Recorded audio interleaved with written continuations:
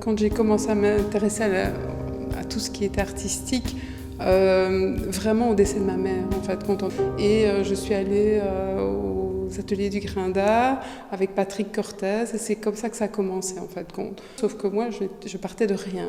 Et c'est lui qui m'a toujours encouragée en me disant mais si ça s'apprend, dessiner, tu vas avancer, etc.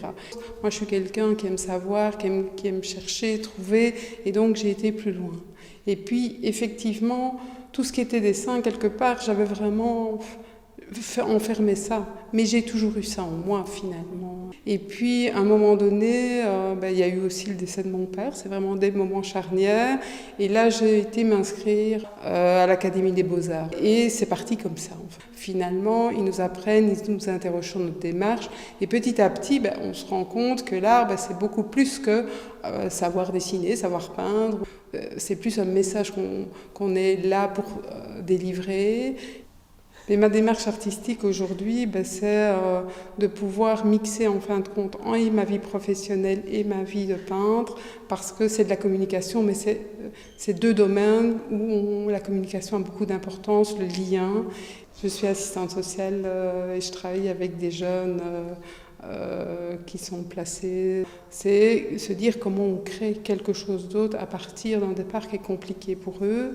Et en peinture, c'est un peu la même chose. Je vais aller rechercher des éléments, des sensations, et puis je vais recréer un univers à travers la couleur, en fait. Pour moi, c'est vraiment la peinture, c'est vraiment mon médium. Ici, je peins à l'huile, un peu comme de nouveau une imprégnation de plus, parce que l'huile, c'est gras, enfin, qui sont terriblement chargés en pigments. Bizarrement, ça a été un moment charnière, ça a été le confinement.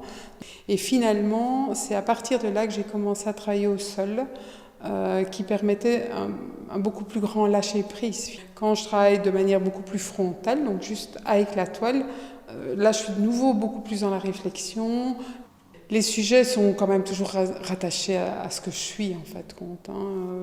Quand j'étais jeune, moi j'étais tout le temps en nature et seule, en général.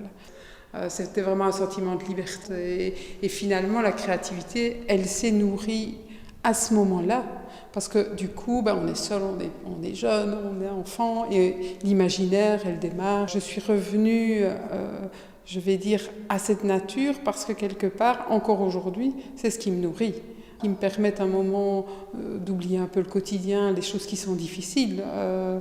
Mais finalement, ça permet d'évacuer un petit peu tout ça, de se recentrer sur du beau aussi, parce qu'on voit toujours quelque chose qui nous touche, ou qui me percute en tout cas. C'est vrai qu'on est tous un peu spectateurs de se dire oui, il y a des choses qui ne vont pas, on abîme la nature, que ce soit la nature ou même les gens, et finalement on reste spectateur la majorité du temps. Et nous, on est effectivement à un moment charnière de plein de bouleversements finalement. Ah oui, pour l'instant, j'ai repris des cours de gravure parce que je trouvais qu'il y a des choses que je ne sais pas travailler en peinture, que je vais pouvoir travailler en gravure. Ça permet de me recentrer autrement, mais ce qui est magique en gravure, c'est quand on imprime, où on a un trait qu'on ne sait pas obtenir en peinture. Et je trouve que ça rappelle cette identité de quelque chose qui est gravé, donc on voit vraiment plus profond aussi. Donc dans la technique, il y a toujours quelque chose qui me parle, quoi.